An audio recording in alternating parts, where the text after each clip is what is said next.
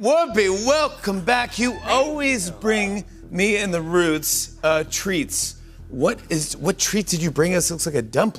Whoopi Goldberg is one of the few people on the planet who can boast about being an EGOT, which stands for the Emmy, Grammy, Oscar, and Tony winner.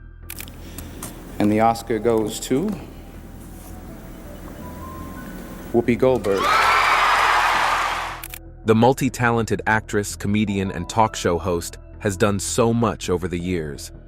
As a star, she's been caught on camera many times.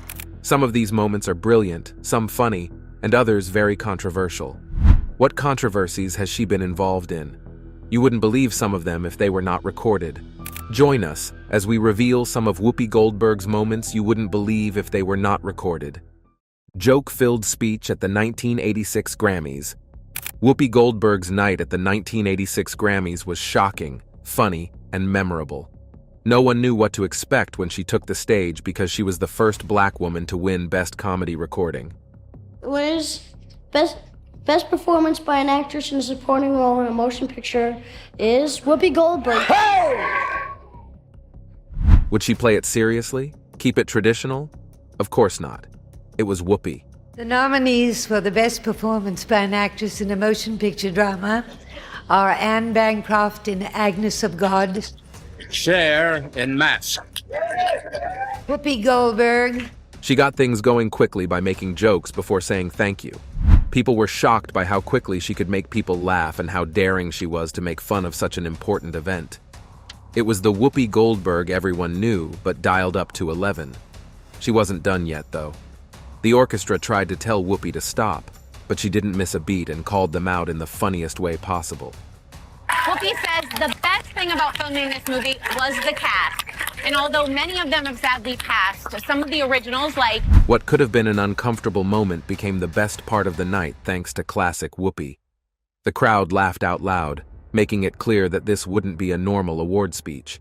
In my heart, ladies, it's a five-way tie, but in this envelope is one name. And the Oscar goes to Whoopi Goldberg. She then thanked her fans, but even that felt like material for a stand-up routine because Whoopi found a way to make everyone laugh. Times like this made you realize why she was such an inspiration. Let's talk about a moment that gave her big break. E.T. parody that impressed Steven Spielberg. Whoopi's career has had many amazing moments, but this one really took the cake. While she was trying out for the color purple, Whoopi took a huge risk. After her regular set, she ignored her agent's advice and did a risky, satirical sketch called Blee-T, a play on Steven Spielberg's famous movie E.T. Instead of the familiar suburban setting, Whoopi reimagined the alien landing in a poor black neighborhood. No one expected such a brave move to be made in front of the director. It was risky and unfiltered. The audience was shocked and delighted as Whoopi told a darkly funny story. E.T. couldn't call home in her story because the phones were broken. The alien had to fit in by dressing like a small con artist and was forced to assimilate in ways that were both amusing and sad. In the end, the sketch turned into a clever commentary on the difficulties of groups that are often left out. Spielberg couldn't believe it. This wasn't just a parody. It had a sharp, strong message about identity and cultural assimilation. Even stranger is that this brave move was a big part of how she got the part in The Color Purple. What Whoopi did with the parody showed that she wasn't just funny. She had a unique talent for mixing humor with harsh facts. Spielberg saw her ability right away, and the rest is history. This was more than just a funny moment. It was a major turning point that no one would have believed if it hadn't been caught on camera. Scolds, the View audience member for recording. Whoopi Goldberg doesn't hold back when it comes to following the rules, even if it means stopping a live taping of The View. Everyone was shocked when Whoopi stopped the show in the middle of it to call out someone who had started recording with their phone. I want to take a picture with this marvelous woman who is 91. So we're gonna do a selfie. Whoopi was the only one who could pull off that kind of brave move. The room was focused on her for a split second, while her co-hosts were deep in conversation about an important subject. People in the crowd were confused and kept quiet. Without pause, Whoopi went straight to the man and told him that filming the show was against the rules. It was surprising that she cut into the broadcast so quickly, but what was even more shocking was how calmly she did it. Whoopi didn't say sorry or hesitate. She stood her ground to ensure the studio's rules were followed. When the surprise interruption happened, it threw off the other hosts for a moment, but the audience loved it. They burst into applause, showing that they liked how straightforward she was. It was a strong message that Whoopi is more than just a host. She's a powerful person. Whoopi Goldberg opened The View today on a very serious note, continuing to apologize in the wake of her controversial comments about race and the Holocaust. She wasn't afraid to speak out and set the rules, even though famous people often don't care what others think. Someone stopping a live show to make sure the rules were followed? It would be hard to believe if it wasn't taped. Only Whoopi could make getting scolded into a must-see moment. Firing back at Donald Trump. Whoopi Goldberg has never shied away from a fight, especially when her character and career are attacked. So when former President Donald Trump made fun of her comedy and the cast of The View, she hit back hard. Trump's comments at his rally seemed meant to stir up trouble, but he clearly didn't realize how sharp and fearless Whoopi was. He said her comedy was dirty, and the hosts of The View were not smart, but Trump was wrong to think that making cheap comments about Whoopi would shut her up. Whoopi didn't think twice about responding to Trump's comments on the next live show of The View. She did so with her usual sharp humor. She made it clear that yes, her comedy has always been bold and unfiltered, but she never crossed the kind of lines Trump himself has. Her answer was full of sharp retorts that made everyone think of his well-known scandals. There was a lot of tension, and people could feel it in the room as she pushed back against his claims. The best part? Whoopi didn't just protect herself, she called Trump out for being dishonest. Standing up to someone who had tried to put her down while ignoring his own record wasn't just funny, it was important. The fact that she didn't feel scared about calling him out in public showed that she wasn't afraid of a big fight. Everyone was shocked by what she said, and it showed again that Whoopi never backs down when she speaks her mind. While she might have gotten praised for this moment, she faced backlash for this next one. Shocking comment about the Holocaust. Fans and critics alike were stunned by this moment. Everyone watching was shocked when Whoopi Goldberg said something during an episode of The View. The first part of the conversation was an argument about why a school district banned the powerful graphic novel Mouse, which was about the Holocaust. But as the talk went on, to ban Art Spiegelman's Pulitzer Prize-winning graphic novel Mouse, Whoopi said something shocking. She said that the Holocaust wasn't about race, but about man's inhumanity to man. No one saw that opinion coming, and there was a lot of backlash in the room immediately. Her co-hosts tried to argue with her by bringing up the history of racism and white dominance, which led to the Holocaust. Whoopi didn't give up, though. The other hosts, who looked shocked, tried to get the conversation back on track by talking about how horrible it is when people of color are mistreated. Though Goldberg has apologized, her comments sparked a firestorm, some seeing this as a troubling sign of fading understanding about the horrors of the Holocaust. Whoopi's comments came off as rude, and it was clear that no one on the panel or in the audience liked how she talked about the touchy topic.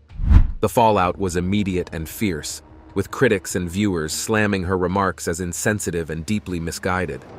The backlash was so strong that Whoopi was suspended for 2 weeks by ABC, who told her to think about how serious her words were. And I said, Whoopi, did you just say you? I mean, she was right here. And then she said, get the out of this building. It was a rare and surprising mistake for someone known for saying what she thinks. It left a lasting mark on her career and showed that even a famous person like Whoopi can get into trouble when she goes too far. Blunt remark about domestic violence. Everyone was shocked when Whoopi Goldberg joined the heated argument about NFL player Ray Rice's domestic violence scandal. People were already shocked by the video of Rice hitting his fiancée, but Whoopi's remark made things even more controversial. Many people thought Whoopi would directly criticize Rice, but she said something that made everyone raise their eyebrows. She said that if someone hits someone else, that person shouldn't be shocked if they get hit back, no matter what happened or who hit them first. Viewers thought her frank comment was honest, but it also struck a nerve with them. Some people thought she was almost defending the attacker, raising the point that fights can go both ways, regardless of gender. It was an unconventional point of view, especially since domestic abuse is a sensitive subject. People in the crowd were shocked, and her co-hosts looked like they were having difficulty processing what she said. People quickly turned against her, saying that she was supporting violence, but Whoopi didn't give up. She firmly believed that no one should start a fight if they aren't ready for what might happen. It was one of those times that only Whoopi could pull off. Her words were real and uncensored, and people were still talking about them after the cameras stopped rolling. Defending Bill Cosby. When Whoopi Goldberg openly defended Bill Cosby during a heated argument on The View, it was one of the most surprising and controversial things she ever did. People were quick to judge the once-loved comic as more and more claims of sexual assault came in. Whoopi wasn't ready to judge him yet, though. She shocked both her co-hosts and the crowd when she said that Cosby was innocent until proven guilty. Many people had already turned their backs on him, so her words seemed like a brave act of solidarity. The tension on set was evident as Whoopi's co-hosts tried to deal with her firm stance. The fight wasn't just about the claims against Cosby. Whoopi refused to join the public outcry. She had disagreements with her co-hosts, especially Rosie O'Donnell, who later talked about how they fought behind closed doors about Cosby. Many people didn't agree with Whoopi's defense of Cosby. It almost seemed defiant, as if she thought he was being wrongly attacked without enough proof. Whoopi stood her ground for a while, even though more than 60 women came forward to tell their stories. She insisted on the principles of due process. Some people thought it was brave, while others thought it was just blind loyalty. People were furious about what she said, which split viewers and made this moment one of the most memorable in her career. Remove this statute of limitations because every woman who does come through should be able to take her accuser to court and make him prove that he's innocent. People might not have believed it happened if it hadn't been recorded. This final moment will have you laughing. Tried to cut Alyssa Farah Griffin's shirt. This might be one of the funniest moments ever caught on The View. It was a normal morning, but Alyssa Farah Griffin showed up in a bizarrely styled shirt that left everyone scratching their heads. Whoopi Goldberg couldn't resist. She and the entire panel were confused. People laughed as Whoopi quickly grabbed a pair of scissors and said that the only way to fix Alyssa's messy outfit was for her to cut it herself. People laughed out loud as Whoopi walked up to Alyssa with scissors in her hand, as if she were ready to play fashion police on live TV. The moment was pure chaos. She's seen us all. Know it all. She's seen us through weight gain, weight loss. Yeah. Alyssa was trying to hide her mismatched top while half laughing and half horrified, and Whoopi swore it was all in good fun. The show's wardrobe guru, Fran Taylor, swooped onto the set like a hero just as Whoopi was about to snip away. People in the crowd laughed loudly as Fran gently adjusted Alyssa's shirt to cover the shoulder and save the day, but it was too late. Whoopi's impromptu fashion intervention had already become one of the show's most surprising and funny moments. It was a rare glimpse into how playful the show hosts were with each other.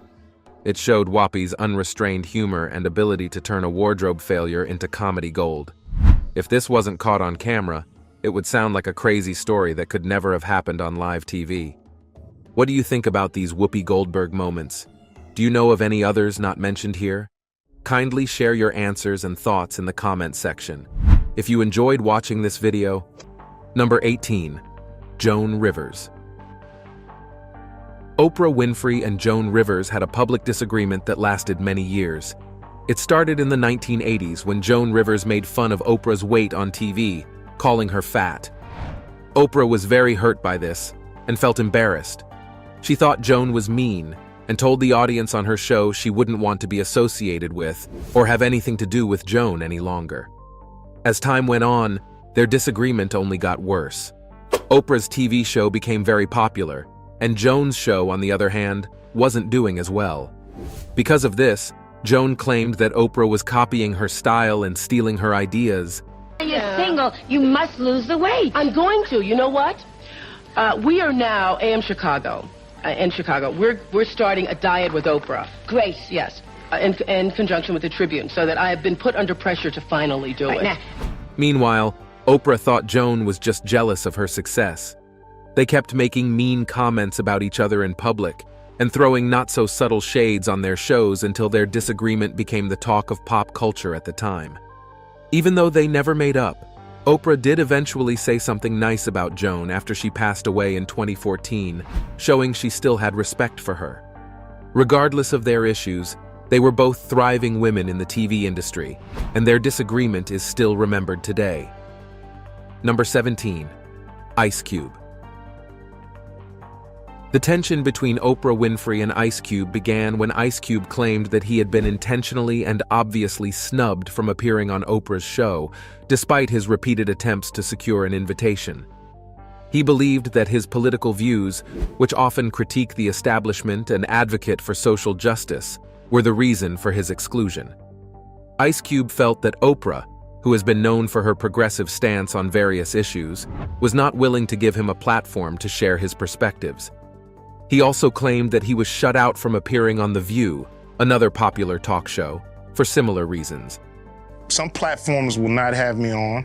Why? They don't like that I'm, an independent thinker. I'm not part of the herd. I'm not part of the go along to get along gang. Over the years, Ice Cube has been very vocal about his beliefs and has used his music and public platform to speak out against systemic racism and oppression. He has also been critical of the media and its role in perpetuating harmful stereotypes and biases. Oprah, on the other hand, has been accused of being too moderate in her views and not using her platform to tackle more controversial issues. The feud between the two has sparked a larger conversation about the role of media in influencing public opinion and how certain voices are silenced or marginalized. Number 16, Seal. Oprah Winfrey and Seal, a British singer, have been arguing in public since 2018.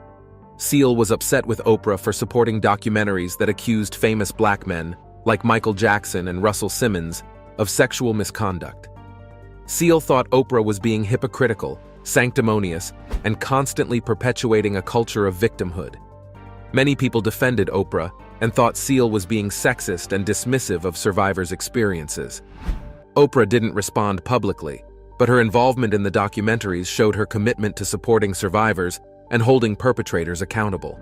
Seal still thinks the documentaries are unfair and manipulative. Number 15, Roseanne Barr. The feud involved both women engaging in a literal war of words that left no doubt about their mutual disdain. The beef began when Roseanne Barr, the outspoken actress and comedian, criticized Oprah for her endorsement of Barack Obama over Hillary Clinton in the 2008 presidential election. Barr accused Oprah of being a closeted Republican, suggesting that her support for Obama was a betrayal of her supposed liberal values. Barr's criticism was not limited to Oprah's political views, however, as she also aimed her perceived hypocrisy and self-serving motives. Oprah, never one to back down from a fight, responded to Barr's criticism with a scathing rebuke, labeling her a negative force and implying that her own personal demons were to blame for her vitriolic attacks. The two women continued to trade barbs in the media, with neither side agreeing to cave. Number 14, Rachel Ray. Oprah Winfrey and Rachel Ray's hate for each other dates back to the early 2000s, when Ray's rising fame and popularity began to be seen as a threat to Oprah's media empire. At first, the tension between them was quite subtle. Please welcome the one and only Rachel Ray! Oprah makes a surprise TV appearance to help her pal Rachel Ray celebrate her 2000th episode. With Oprah reportedly feeling that Ray was copying her style and format. But things took a turn for the worse in 2007. Ray was accused of using racial slurs and making derogatory comments about Oprah's background and skin color. According to sources, Ray had made a series of offensive remarks during a taping of her show, including using the N-word and mocking Oprah's humble beginnings. The allegations sparked widespread outrage, with many calling for Ray to be held accountable for her actions. Amidst the controversy, Ray denied any wrongdoing and attempted to downplay the incident, but the damage had already been done, and her relationship with Oprah was irreparably damaged. The two women have not spoken publicly about the feud, but it is clear that their once friendly relationship has turned sour. In the years since, Ray has continued to face criticism for her perceived insensitivity and cultural appropriation, while Oprah has remained a beloved and respected figure in the entertainment industry to many, but of course, except Rachel Ray. Number 13, 50 Cent. Like the drama involving Rachel Ray and Oprah, the beef between Oprah and 50 Cent also dates back to the early 2000s, when 50 Cent's lyrics were criticized by Oprah for being misogynistic and glorifying gun violence. 50 Cent felt that Oprah didn't like him and assumed that she would never have him on her show, which hurt him because his grandmother was a huge fan of Oprah's. As if that wasn't enough, he then went on to mock Oprah's audience, saying that they were old and white, and even named his dog Oprah. But in 2012, 50 Cent went on Oprah's show to talk about their issues, and they had a productive conversation. You have a couple of pets as well, a dog and a cat with interesting names, to say the least. Yeah. That's Oprah. That's Oprah. Okay. Surprisingly, after the conversation, their feud continued, with 50 Cent criticizing Oprah for her involvement in the Me Too movement, saying that she was only going after black men. The feud between Oprah and 50 Cent worsened when Oprah was announced to be the executive producer of a documentary called On the Record, which documented the allegations made by women against famed music producer Russell Simmons. 50 Cent took to Instagram to express his thoughts on the matter, saying that Oprah keeps going after black men and that she never said anything about other men accused of sexual misconduct, such as Harvey Weinstein. He also referenced Oprah's friend Gayle King, who had interviewed R. Kelly about sexual assault allegations against him. You won't believe that even after all these years, the feud between Oprah and 50 Cent is still ongoing, with no signs of resolution in sight at all. Number 12, the Texas cattle industry. During a 1996 episode of her show, Oprah mentioned the dangers of mad cow disease and its potential impact on the beef industry. Her guest, Howard Lyman, a former cattle rancher turned animal rights activist, made some shocking claims about the industry's practices, which Oprah agreed with. We pretty much support the cattlemen, and we wanted to show our support in some way. So we decided to come up with this little button to show that not everybody thinks Oprah Winfrey has got this right. The Texas cattle industry took offense to Oprah's comments, accusing her of spreading misinformation and causing harm to their business. They claimed that her show had led to a significant decline in beef sales and damaged the reputation of the industry. The Texas cattle industry then proceeded to file a lawsuit against Oprah, her production company, and Howard Lyman, alleging defamation and seeking damages. The lawsuit was very publicized, with many seeing it as an attempt to silence Oprah and stifle free speech. But Oprah stood her ground, arguing that her show had simply presented legitimate concerns about food safety and animal welfare. After a very long legal battle, the court ultimately ruled in Oprah's favor, dismissing the lawsuit and upholding her right to free speech. The outcome was seen as a major victory for Oprah and a blow to the Texas cattle industry. Ever since, members of the Texas cattle industry have disliked Oprah. Number 11, David Letterman. Oprah Winfrey and David Letterman have had a long rivalry that dates back many years. The feud started with a combination of public and private incidents that created tension between the two. One of the earliest incidents was when Letterman made some jokes about Oprah's weight on his show, which she found hurtful and offensive.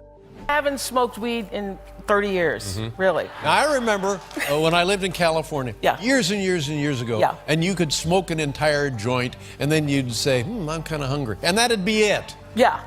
Oprah was also upset when Letterman didn't invite her to appear on his show, even though she was already a successful TV star at the time. These incidents created a rift between them, and their relationship became strained. Over the years, the tension between Oprah and Letterman continued to grow. They would often make subtle digs at each other in the media, and their fans would take sides. Although they've made attempts to patch things up, their rivalry continues. In 2003, Oprah finally appeared on Letterman's show, but the tension was still pretty obvious. Although they seemed to put their differences aside, their rivalry remained a topic of interest in the media. The beef between Oprah and Letterman is a classic example of a celebrity feud that has endured for years, with neither side willing to fully bury the hatchet, even though they seem like they have. Number 10. Janet and Randy Jackson. Oprah Winfrey and Janet and Randy Jackson, siblings of the late Michael Jackson, have been at odds for many years.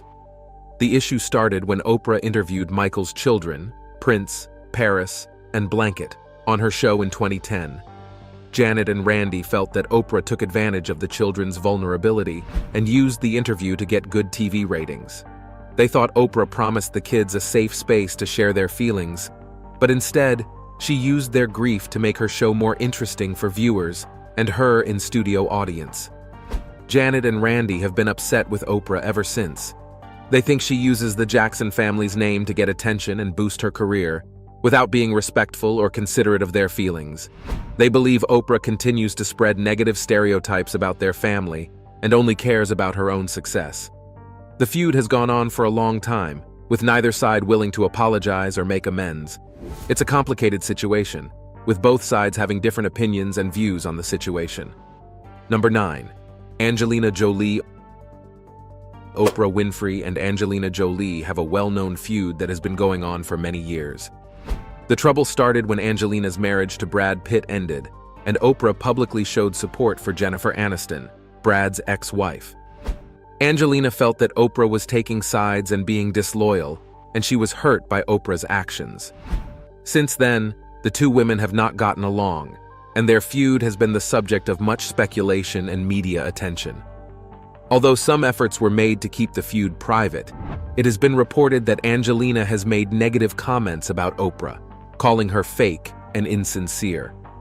Oprah has not publicly responded to these comments, but it's clear that the two women are not friends.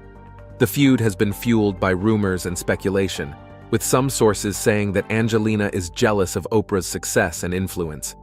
Whatever the reason, it's clear that these two powerful women are not on good terms, and their beef has become a legendary celebrity feud. Number 8. Jason Momoa and Joe Rogan. Recently, Jason Momoa has shown a lot of disdain for Oprah. The reason for this is most likely related to Oprah's recent purchase of a property on the island of Maui, Hawaii. This purchase was made during a time when the island was experiencing devastating wildfires, which left many people homeless and struggling. Jason Momoa, who hails from Hawaii, has been very vocal about his love and concern for the island and its people. He may have seen Oprah's purchase as insensitive or tone-deaf, especially since she is not a native Hawaiian and may not fully understand the cultural significance of the land. Jason isn't the only one that has spoken on this issue. The host of his Joe Rogan Experience podcast, Joe Rogan, has also expressed his disappointment with Oprah for acting ignorant about the pressing issues in Hawaii. In an episode of his podcast, Joe mentioned that he had always warned viewers of his podcast about how selfish many celebrities are, and Oprah seems to be one of them. He believes Oprah is involved in shady business deals with several lands. This thing is, Oprah has been interested in properties owned by celebrities who have been on the wrong side of the law, hoping to acquire the land after they get convicted. To make matters worse, she owns land in Maui, but was unbothered by the deadly fires that hurt countless residents of the area, and ever since the disaster in Maui, some kids have been missing. Continuing to follow breaking news in Hawaii right now, at least 1,000 people are still missing as the deadly wildfires burn. People are worried because Oprah might actually be connected to these pressing problems or stealing from the relief funds, especially since she is tight-lipped about the situation. While Jason has not directly addressed Oprah or her land purchase, his comments on social media and in interviews have been seen as subtle digs at the media mogul. Some people have interpreted his words as a call for accountability and respect for the land and its people. Others have seen it as a personal attack on Oprah. Whether or not it is clear that Jason Momoa is very passionate about Hawaii and its well-being, and he may have concerns about Oprah's involvement in the island's real estate market. Number 7. Ludacris. Oprah Winfrey and Ludacris, a renowned rapper and actor, have not seen eye to eye since 2004. The tension began when Ludacris appeared as a guest on the Oprah Winfrey Show. During the interview, Oprah confronted Ludacris about the explicit content in his music, particularly his lyrics about women. Ludacris felt ambushed and edited unfairly, believing that Oprah's team had selectively chosen parts of the conversation to view him in a negative light to her audience. He thought Oprah was trying to make him look bad and didn't give him a chance to fully express himself. Ludacris was upset by the ambush and wasn't comfortable that Oprah had misrepresented him to her audience. He expressed his disappointment and frustration in various interviews, which worsened the feud. Over time, their issue has become a prime example brought up in discussions about the tensions that can arise between celebrities and talk show hosts. Don't forget to leave a like, share it with your family and friends, and subscribe to our channel so you don't miss our next updates. Also, click the next video on your screen to enjoy more exciting content. I want to be the first to congratulate our great, now I can say, Vice President-elect of the United States. Now set to be America's 50th VP, after an unlikely journey into politics and transformation from Trump critic to fierce ally. Politicians usually don't respond to criticism, but Whoopi Goldberg and J.D. Vance are clearly on opposite sides. Whoopi often picks apart J.D.'s comments, even telling him to shut up once. George, though Goldberg has apologized, her comments sparked a firestorm, some seeing this as a troubling sign of fading understanding about the horrors of the Holocaust. But J.D. decided to confront Whoopi and noticed some disturbing things about her, like her strong dislike for Trump, which she extends to everyone around him. That's just the start, though. What other troubling truths did J.D. uncover? And when did this confrontation take place? In this video, we will look at how J.D. Vance confronted Whoopi Goldberg and noticed something disturbing about her. J.D. Vance confronts Whoopi Goldberg and reveals a disturbing truth. Whoopi Goldberg has not been shy about showing her disapproval of J.D. Vance. Their political beliefs are on opposite sides of the spectrum, and Goldberg has frequently criticized him on The View. When J.D. Vance confronted her, he suggested that her strong dislike for Donald Trump extends to him, quickly becoming a close ally to the Trump-aligned wing of the GOP. As one of Trump's most reliable Senate supporters, Trump picked him for VP, given Vance's alignment as Trump's running mate. During an episode of The View, Goldberg addressed Vance, condemning his recent comments about 2 assassination attempts on Trump. She started by criticizing the motive behind the gunman who was arrested in an attempt on the former president. What did Whoopi Goldberg say about J.D. Vance? And how did viewers react to it? Curious to know? Let's get into it. Although the investigation into the gunman's motives continues, Goldberg said that this did not stop Vance and others from pointing fingers at President Biden and Vice President Harris. She referred to a clip of Vance speaking at the Faith and Freedom Coalition event in Atlanta, and this became his first public comments since a suspect was apprehended at Trump's Florida golf course with an AK-47. Donald Trump says he's safe and well after reports of gunshots described to have been fired in his vicinity. Local officials in Palm Beach in Florida say it happened in the grounds of his golf course while he was playing. An AK-47 assault rifle. This suspect reportedly had no current political ties, but had previously made minor donations to Democratic campaigns. Viewer reactions to the segment were mixed, with many supporting Goldberg's strong stance, while others felt Vance's remarks were being unfairly scrutinized. J.D. Vance pointed out what he saw as a stark difference between conservatives and liberals, noting that in recent months, no attempts had been made on Kamala Harris's life, while there had been 2 on Donald Trump. He viewed this as evidence that left-wing rhetoric needed to be toned down. The audience of The View was visibly stunned by Vance's remarks, responding with clear disapproval.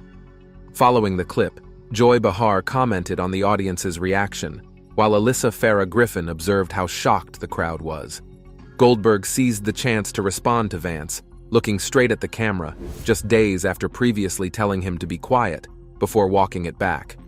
This time, she pointed out that Vance might not be aware of what goes on at Trump rallies, where incitement to violence has been a recurring issue since 2016.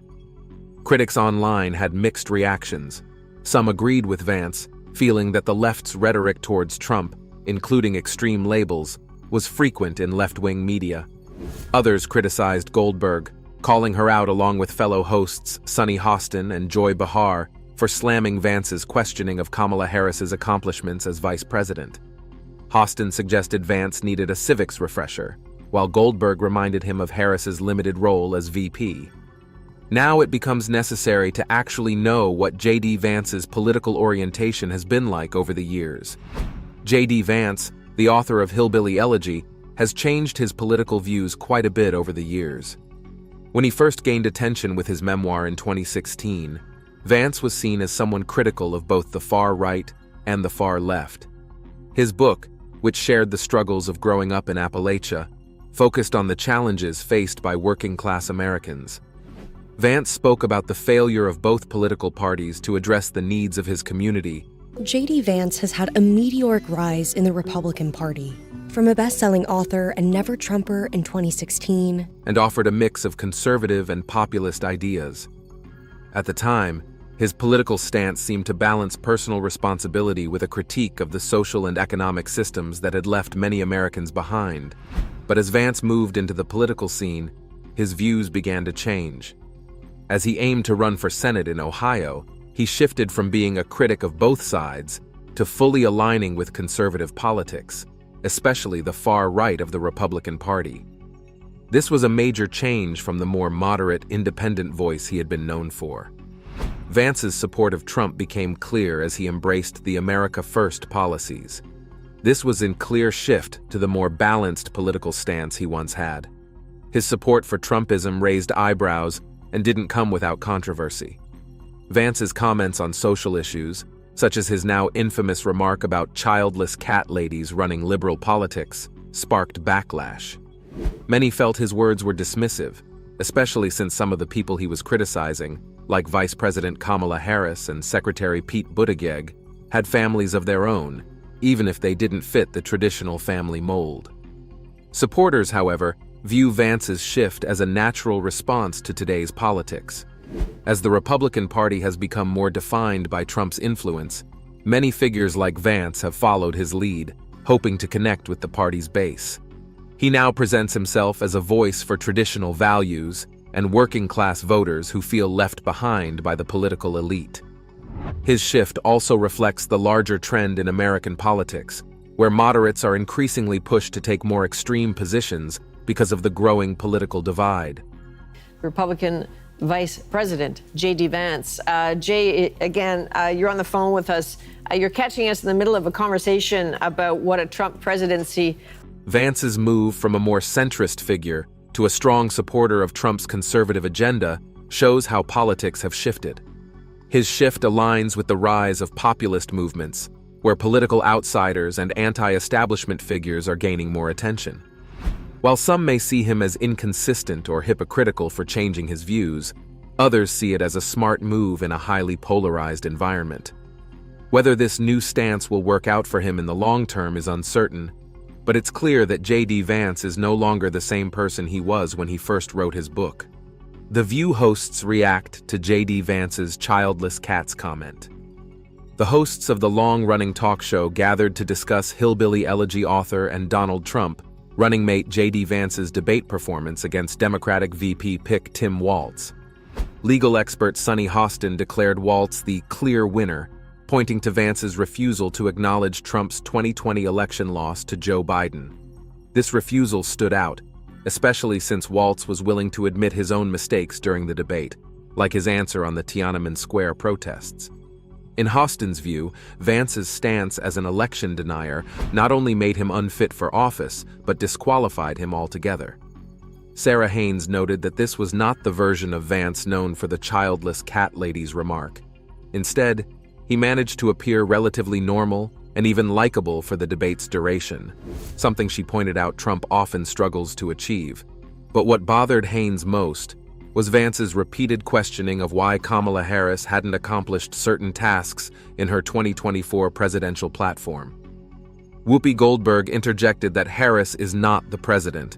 That Whoopi Goldberg just mentioned there, that was a suggestion for Kamala Harris to pick her to run those things, and it is just miraculous.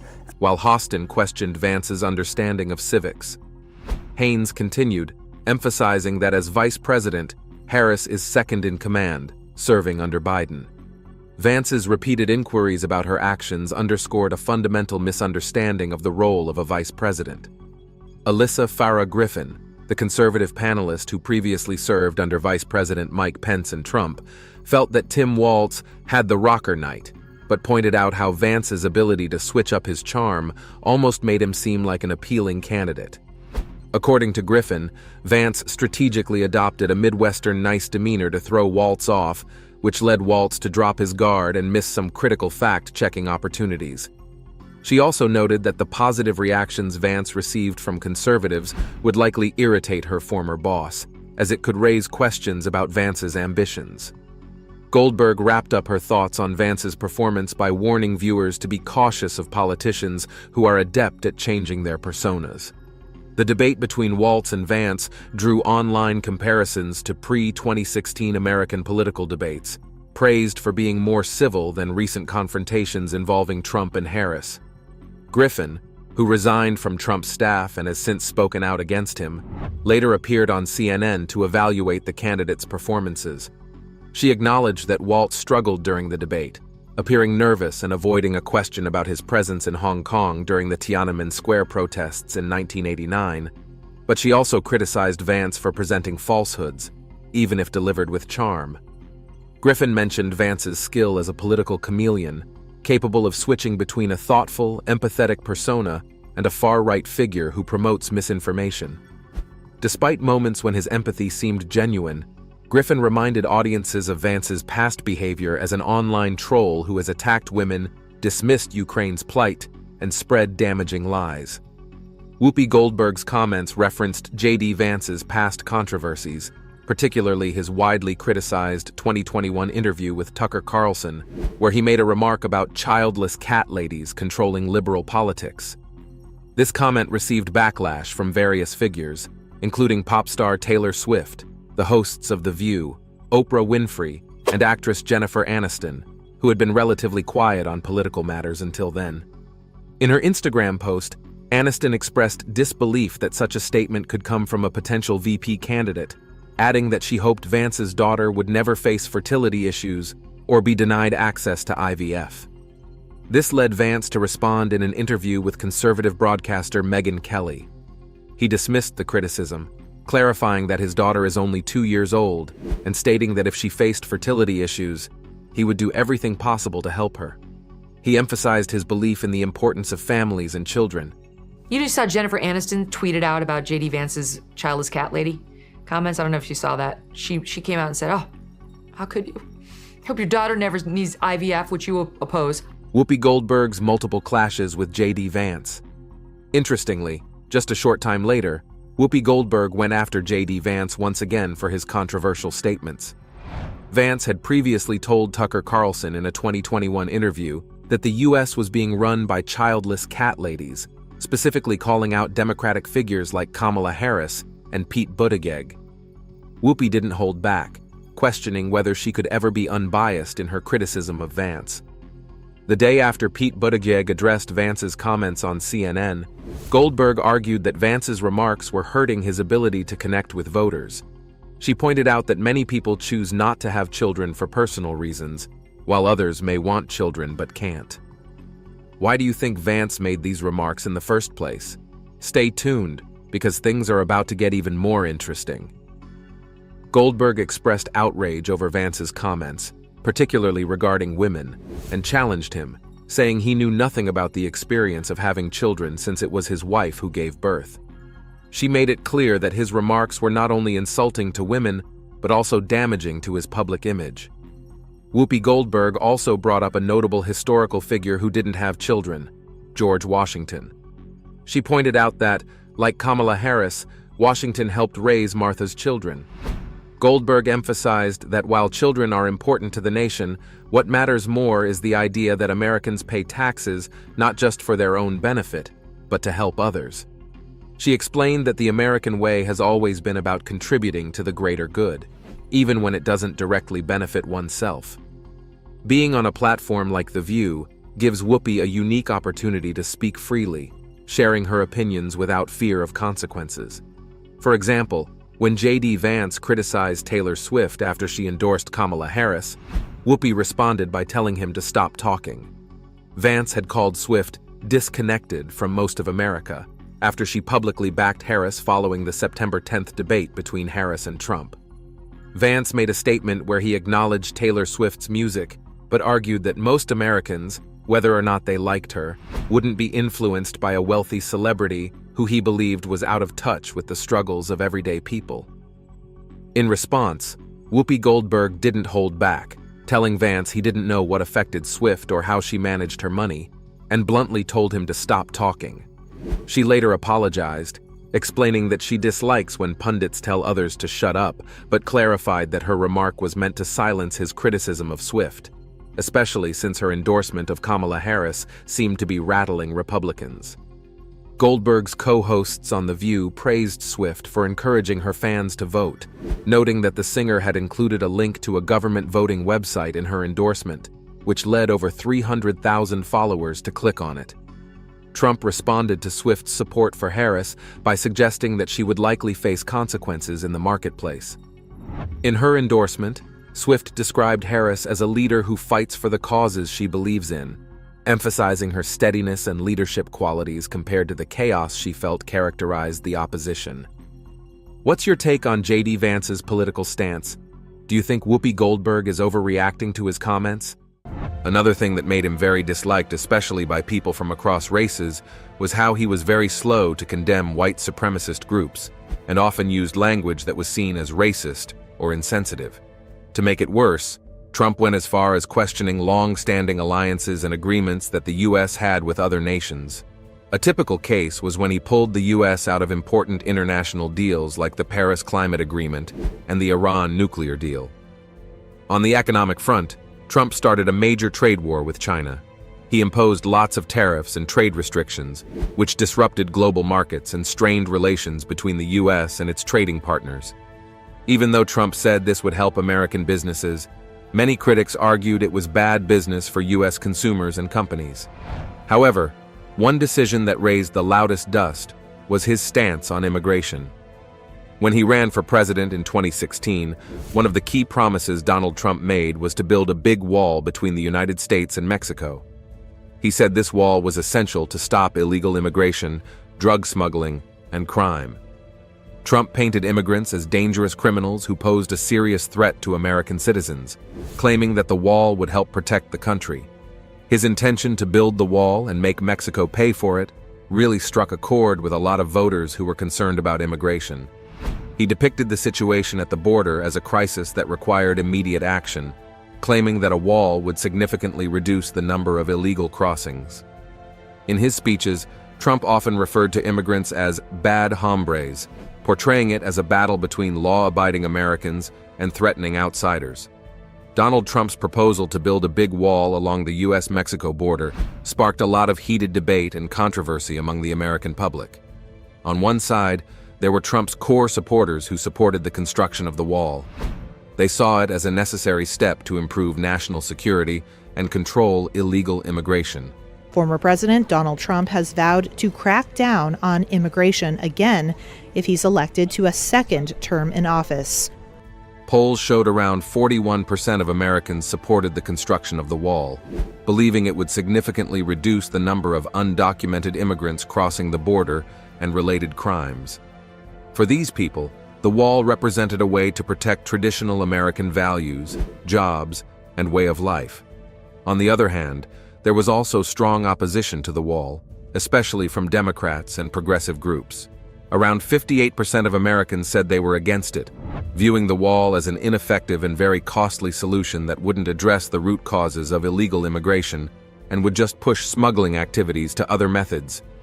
Many also saw the wall as a symbol of racism and xenophobia that went against decades of cooperation between the U.S. and Mexico.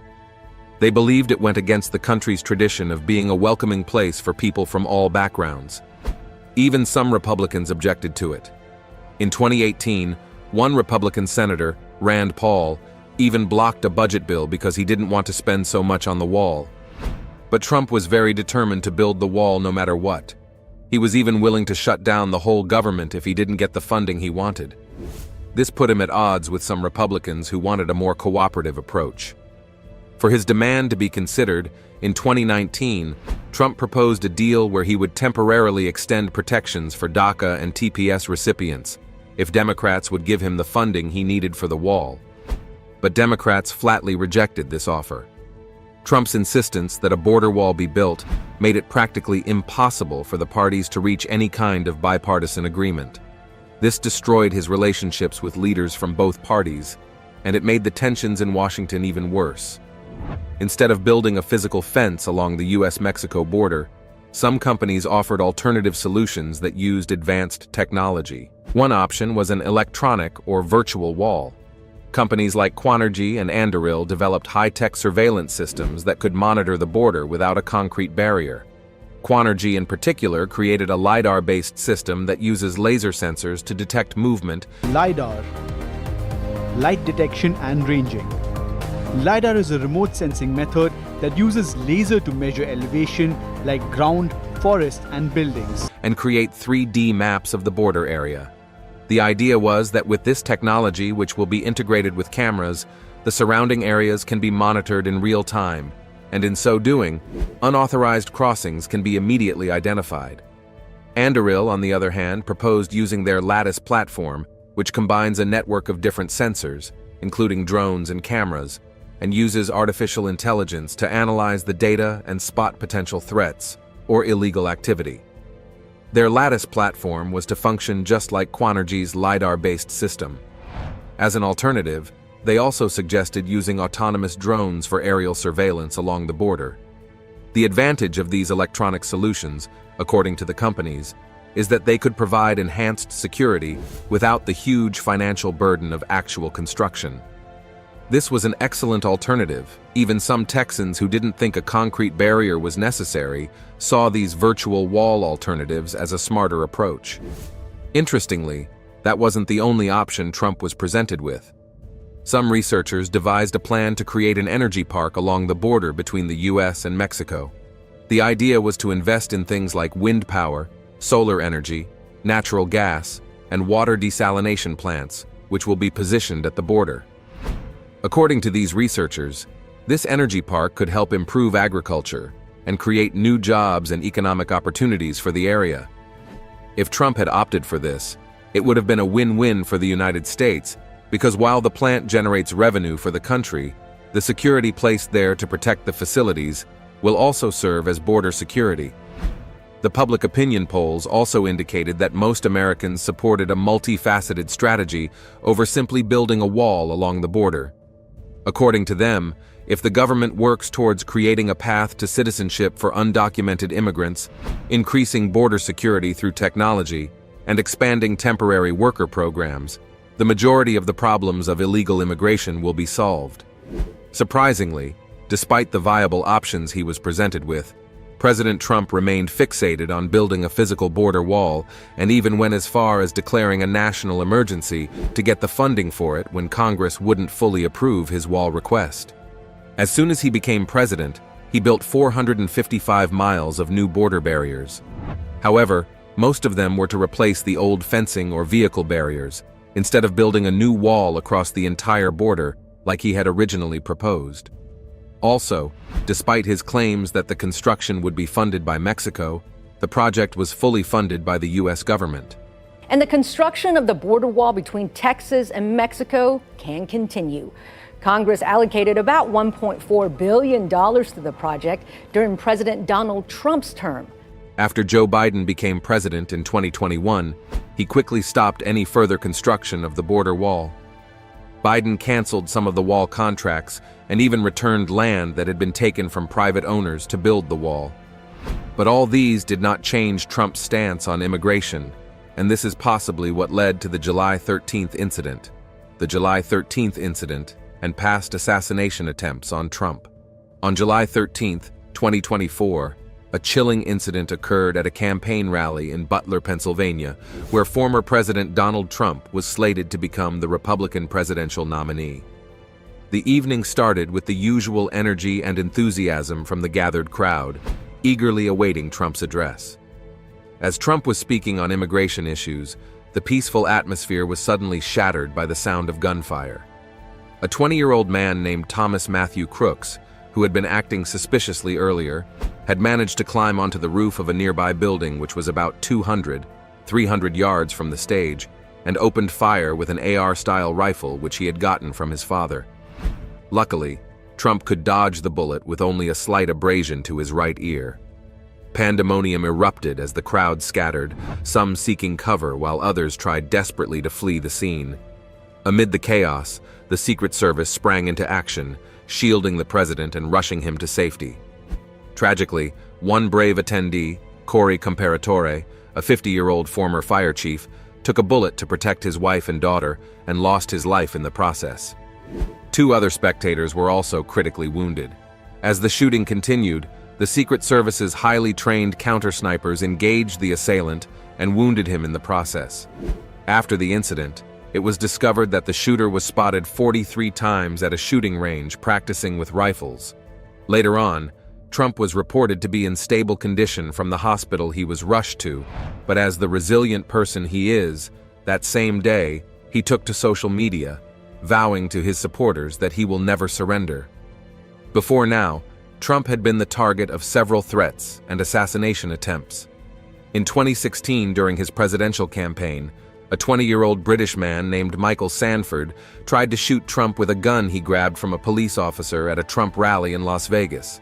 Sanford was arrested and sentenced to over a year in prison. Later that year, just before the 2016 election, there was another scary incident at a Trump rally in Reno, Nevada. Someone in the crowd yelled, "Gun," which caused Trump to be quickly taken off the stage by security. Donald Trump's remarks, the crowd sort of reacting to someone there. Somebody apparently yelled that the man had a gun. He was tackled by Secret Service agents and Donald Trump was rushed off the stage. But it turned out the person was not armed. In 2017, a man named Gregory Linegang stole a forklift and tried to drive it toward Trump's presidential motorcade in North Dakota with the goal of flipping over Trump's car and killing him, but failed and was arrested and sentenced to 20 years in prison.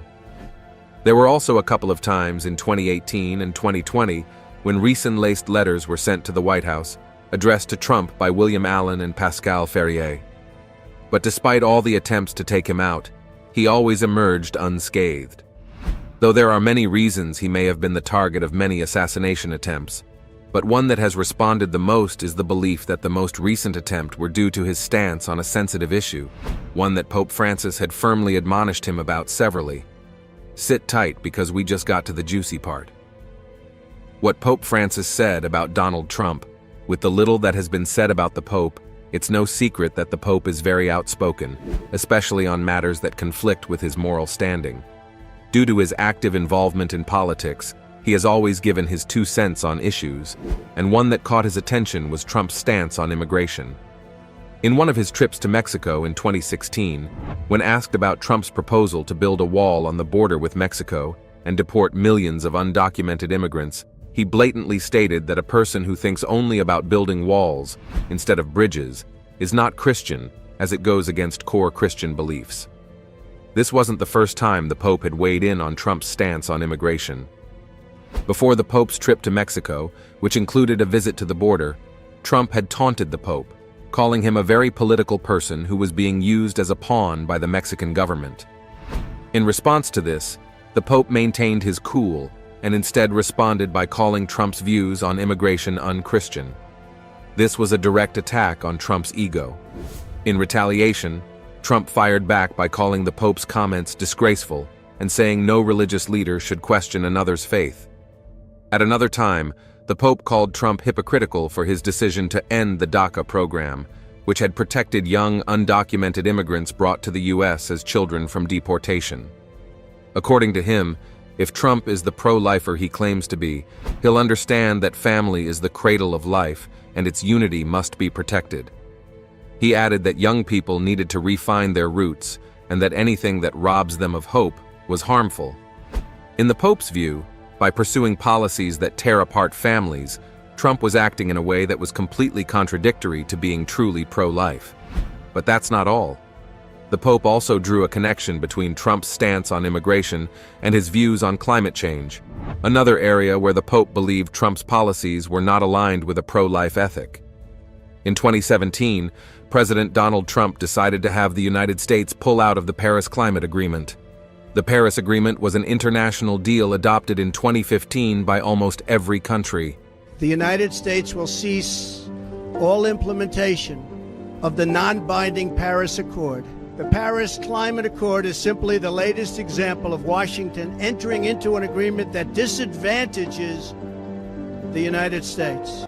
The goal was to limit global warming to less than 2 degrees Celsius above pre-industrial levels, with efforts to keep it even lower at 1.5 degrees. As part of this deal, the U.S. had promised to reduce its greenhouse gas emissions by 26 to 28%, below what it was in 2005, by 2025.